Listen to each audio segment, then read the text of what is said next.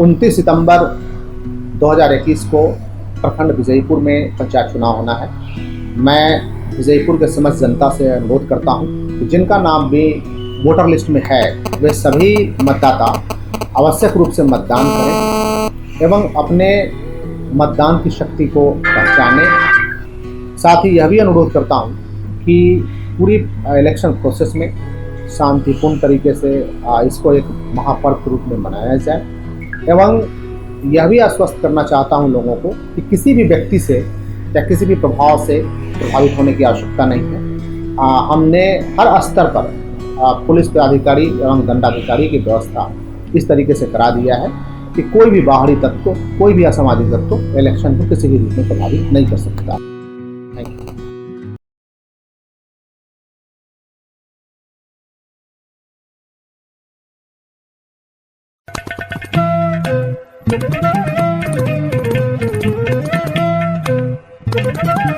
नमस्कार, रेडियो रिमझिम से प्रस्तुत है स्थानीय हालचाल। पहले मुख्य हालचाल।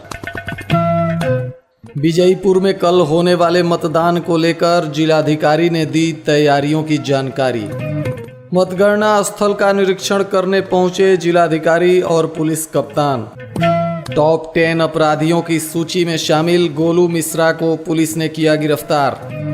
देश की एकता और अखंडता का संदेश लेकर निकले सशस्त्र सीमा बल के जवानों का साइकिल यात्रा गोपालगंज से रवाना। जिले में फिर मिलने लगे कोरोना मरीज, जेल के 12 कैदी पाए गए पॉजिटिव। स्थानीय हालचाल के इस अंक के साथ मैं अनिकेत मिश्र। अब हालचाल विस्तार से।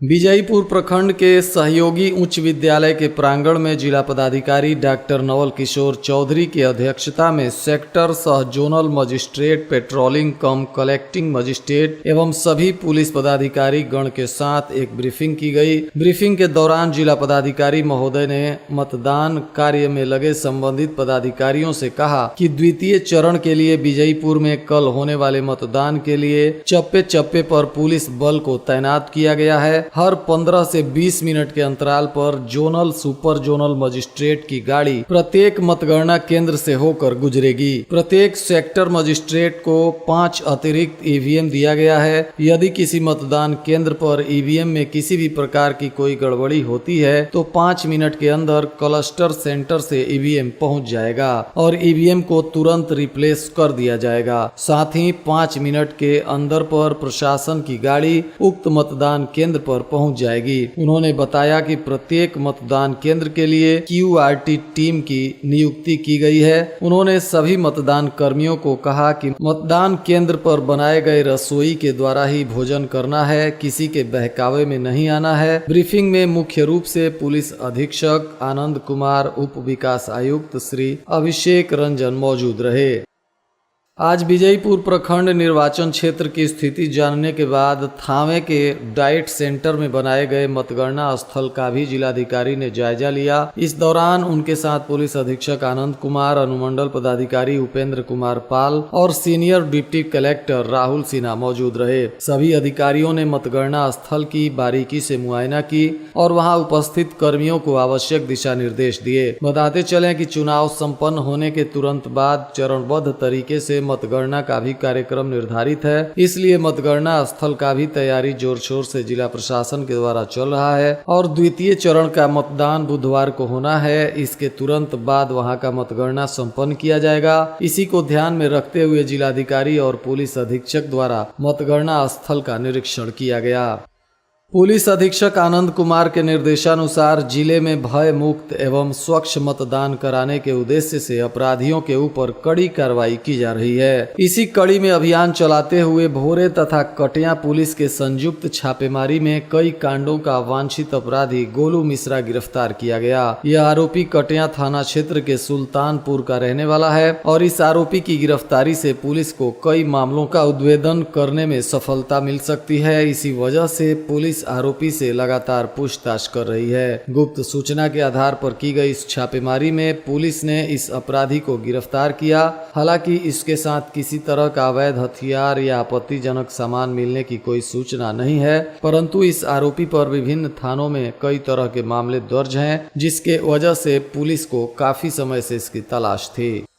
देश की एकता, अखंडता और फिट इंडिया का संदेश लेकर निकली सशस्त्र सीमा बल की सिलीगुड़ी फ्रंटियर टीम द्वारा निकाली गई साइकिल यात्रा मंगलवार को गोपालगंज जिले के NH 27 होते हुए पार किया। इस मौके पर बिहार उत्तर प्रदेश सीमा के बथना कुटी बाजार के पास ग्रामीणों और बाजार वासियों द्वारा साइकिल यात्रियों का स्वागत और अभिनंदन किया गया। सशस्त्र सीमा बल की सिलीगुड़ी फ्रंटियर द्वारा 17 सितंबर को भारत भूटान की सीमा पर स्थित जलगांव से लगभग 2 दर्जन जवानों द्वारा एक साइकिल यात्रा निकाली गई है। यह साइकिल यात्रा 44 दिन में पूरी की जाएगी और इसके बाद 31 अक्टूबर को गुजरात के केवड़िया में यह यात्रा समाप्त होगी। जिले में एक बार फिर से कोरोना के संक्रमित मरीज मिलने लगे हैं। जिले के विभिन्न थानों से गिरफ्तार किए गए कैदियों की जेल जाने से पूर्व जब टूनेट जांच की गई तो उसमें 12 कैदी पॉजिटिव पाए गए, जिसके बाद स्वास्थ्य महकमे में हड़कंप मच गया है। सभी मरीजों को सदर अस्पताल के ट्रॉमा सेंटर में भर्ती कराया गया है और सभी कैदियों की RT-PCR जाँच भेजी गई है। रिपोर्ट आने का स्वास्थ्य विभाग को इंतजार है। जिले में आज चेहल्लुम का त्योहार काफी जोर शोर से और धूमधाम से मनाया जा रहा है। इसके लिए जिला प्रशासन ने सुरक्षा व्यवस्था के चाक चौबंद इंतजाम किए हैं। जिले के सभी चौक चौराहों पर मजिस्ट्रेट व पुलिस बल की तैनाती की गई है। जिला प्रशासन ने कोविड को ध्यान में रखते हुए गाइडलाइंस के तहत ही त्योहार मनाने का निर्देश जारी किया था। बैकुंठपुर थाना क्षेत्र में आपसी विवाद को लेकर हुई कई जगह के अलग अलग घटनाओं में मारपीट के मामले सामने आए, जिसमें 4 लोग घायल बताए जा रहे हैं। घायलों में हमीदपुर गांव के राम विचार महतो, उषा देवी, दूधनाथ महतो एवं गम्हारी गांव के कलावती देवी शामिल हैं। इनका इलाज सरकारी अस्पताल में चल रहा है और पुलिस मामले की जाँच पड़ताल में जुटी हुई है। कटिया थाने में पंचायत आम चुनाव के तहत आचार संहिता का उल्लंघन करने के मामले में 2 लोगों के विरुद्ध प्राथमिकी दर्ज की गई है और इन दोनों पर प्राथमिकी दर्ज कर पुलिस जांच पड़ताल में जुटी हुई है।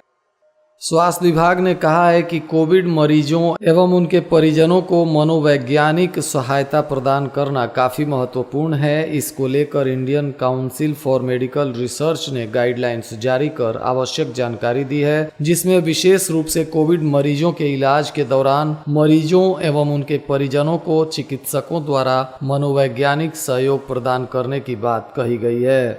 कटिया के विद्युत कनीय अभियंता सूरज कुमार ने थाना क्षेत्र के रुदलपुर गांव में 3 लोगों को बिजली चोरी करने के आरोप में प्राथमिकी दर्ज कराया है, जिसके बाद इन लोगों पर जुर्माना लगाते हुए पुलिस मामले की तफ्तीश में जुटी हुई है। बैकुंठपुर थाना क्षेत्र के सिंहासनी गांव में हुए आपसी विवाद को लेकर 2 पक्षों में जमकर मारपीट हुई, जिसमें 6 लोग घायल हो गए हैं। इन सबका इलाज सरकारी अस्पताल में चल रहा है। प्राप्त सूचना अनुसार जयनाथ गिरी, अनुज गिरी, अनीश गिरी और केदार गिरी तथा विधानता गिरी और चंद्रावती गिरी इसमें घायल हैं। इन सबका इलाज सदर अस्पताल में चल रहा है और पुलिस मामले की जाँच पड़ताल में जुटी हुई है। माझा थाना क्षेत्र के मधुसरिया गांव में एक किशोर को पागल कुत्ते ने काट लिया, जिसके बाद किशोर गंभीर रूप से घायल हो गया है। इसका इलाज सरकारी अस्पताल में चल रहा है। प्राप्त सूचना अनुसार किशोर खतरे से बाहर बताया जा रहा है। छपरा थाने रेलखंड के कतालपुर गांव के आसपास रेलवे लाइन पर ट्रेन से कटकर एक 55 वर्षीय विक्षिप्त की मौत हो गई। इस घटना में मृतक जितेंद्र सिंह है, जो सिवान जिले के बसंतपुर थाना क्षेत्र के बताए जा रहे हैं। प्राप्त सूचना अनुसार ये कुछ दिनों से अपने घर से गायब थे और इनकी मानसिक स्थिति ठीक नहीं थी। इसी दरमियान मंगलवार को अचानक रेलवे ट्रैक पर इनका शव मिला, जिसके बाद परिजनों में चित्कार मच गया। वहीं रेल पुलिस ने शव को कब्जे में लेकर पोस्टमार्टम के लिए सदर अस्पताल भेजते हुए कानूनी प्रक्रिया पूरी करने के बाद शव परिजनों को सौंप दिया। विजयपुर प्रखंड के पंचायती चुनाव शांतिपूर्ण संपन्न कराने के लिए बिहार प्रशासन के अनुरोध पर उत्तर प्रदेश पुलिस ने बिहार से लगे सभी सीमाओं को सील कर दिया है। माझा थाना क्षेत्र के दानापुर गांव में एक महिला को जहरीले सांप ने काट लिया, जिससे महिला अचेत हो गई। उसके बाद परिजनों ने सदर अस्पताल में भर्ती कराया, जहां उसका इलाज चल रहा है। भोरे पुलिस द्वारा वारंटियों के धरपकड़ को लेकर लगातार छापेमारी की जा रही है। इसी क्रम में पुलिस ने सोमवार की रात क्षेत्र के अलग अलग जगहों पर छापेमारी करते हुए 3 वारंटियों को गिरफ्तार कर लिया है। इनमें से दीक्षित गांव का निवासी राजकुमार दीक्षित, मुसेरी छापर का बलिस्टर राय और जगतौली गांव के इंद्रजीत सिंह शामिल हैं। तीसरे चरण के तहत हो रहे पंचायत चुनाव के लिए निर्धारित तिथि को सिंबल नहीं मिलने से बीडीसी प्रत्याशियों ने चुनाव आयोग से शिकायत की है। बताते चलें कि आम चुनाव के तीसरे चरण में भोरे प्रखंड में मतदान होना है और 8 अक्टूबर को यहां मतदान होना निर्धारित किया गया है, जिसके लिए 27 तारीख को सिंबल मिलना था और सिंबल नहीं मिलने से यहां के सभी प्रत्याशी काफी नाराज हैं और काफी परेशान भी हैं। गोपालपुर थाना क्षेत्र के राजापुर बाजार के पास चोरों ने एक युवक की मोटरसाइकिल चोरी कर ली, जिसके बाद युवक ने अज्ञात चोरों के विरुद्ध थाने में प्राथमिकी दर्ज कराई है।